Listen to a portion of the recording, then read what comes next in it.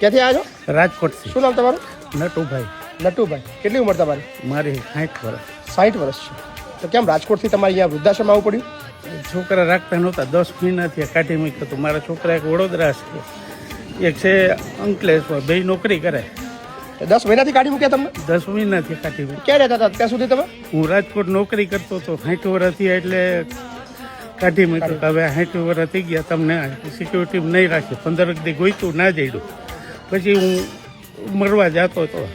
પછી ગયો હું અહીંથી બગદાણ. તો બગદાણાથી મને વાત મળી, બાપુની ત્યાં જાઓ તમને મળી જા. તબિયત ખરાબ છે?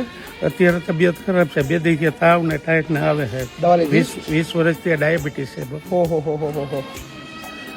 કોઈ વાંધો નહીં, આરામથી રહો, બધું ભૂલી જાવ બધું. હા, દવા લઈને આવ્યા તમે? હા. મરવાની? તો હું કરું બાપુ? હવે એવી ભૂલ ના કરતા.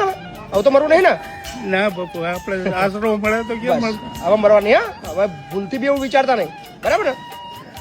છોકરા મારા બે છે, તે નાખવા તૈયાર નથી. કોઈ ચિંતા ના કરો, ભાઈ આરામથી રહો. હા, હવે ટેન્શન ના લો.